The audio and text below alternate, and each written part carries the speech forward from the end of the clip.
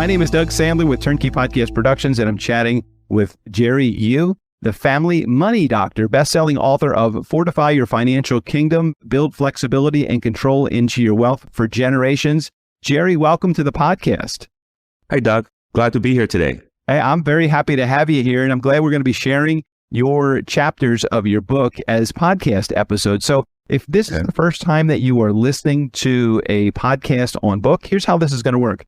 Each chapter of Jerry's book is going to be represented by an episode. So chapter 1 will be episode 1, chapter 2, episode 2, and so forth. Now, since this is the first time we've introduced Jerry to the podcast, I thought we would take just a moment before we dive into the book and Jerry, give you a moment to share a little bit about yourself personally, maybe where you live, a little bit about your family. Can you share a little bit? Sure. My name is Jerry Yu, and then I was born in Taiwan, and I came to the United States back in 1982. Currently, I live in Diamond Bar with my wife, Catherine, and our 13-year-old son, Aaron, who is about to go to high school after this summer. So we're very excited about the upcoming changes in our lives. That is wonderful. And I'm hoping maybe professionally, you can tell our listeners a little bit about Rain Financial and insurance services and maybe your philosophy on business, Jerry. Okay, so we have been in the financial services industries for over 20 years. We have over 20 years of experience. See, our approach is a little bit different. The reason I call myself the family money doctor is everything that we do with the client, we take a holistic overview of the family situation instead of a product driven. So what the client like about us is we kind of thinking about, we'll try to help the client to plan based on all aspects of their whole family financial pictures. And of course, for us, this is a long-term relationship because, with the client right now, maybe we decided to have one plan, but maybe 5 years from now, the family situation is different, or they have a first grandchild. So, we are very proud that we always build a long-term relationship with our client because financial planning is a lifelong partnership. So, of course, we focus on customer service, product update, annual review, those sort of professional services. Excellent. Well, thanks for sharing not only your personal side, but your business side as well, Jerry. And I want to get into the book because I know that is something that our listeners are eager to hear a little bit more about. In chapter 1, you call the chapter A Tale of Two Grandpas. So can you tell us a little bit about your two grandpas? Are they figurative or literal? No, they're figurative because, like I said, I was born in Taiwan. So I was raised with the Chinese, culture and value.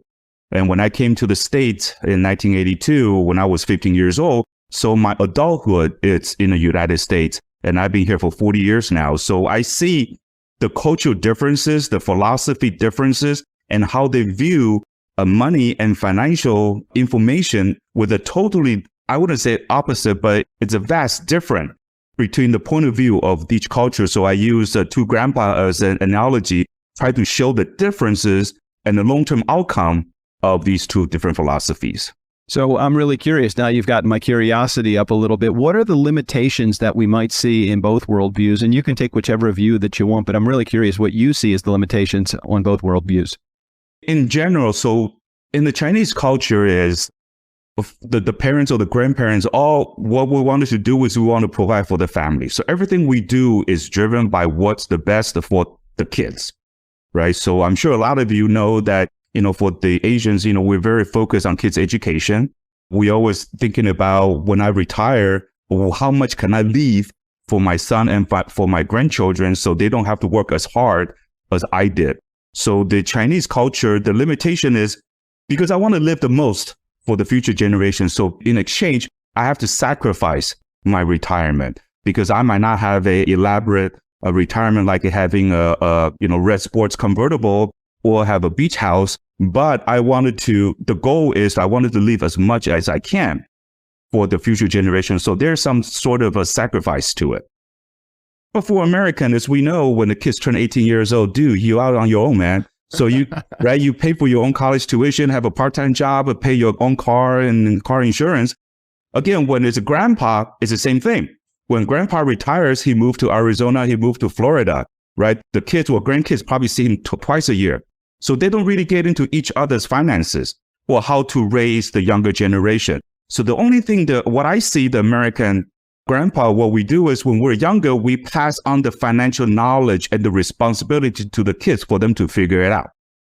So when they figure it out, that's the knowledge for the rest of, they can retain for the rest of their life, and they can continue from that point on. So when I retire, I want to live in Miami with a beach house, have a nice Ferrari convertible. Kids come, twice a year, great. And I'm enjoying my retirement life. And so I won't bother you. You don't come bother me. And very interesting. And it's so true. I'm just listening to what you said. Now, I would have more of the American perspective and you would have the Asian, the Chinese perspective. So it does make a lot of sense. Now, can we combine a hybrid of the best of both worlds and make it so that we can combine the advantages of the Chinese culture with the advantages of the American culture?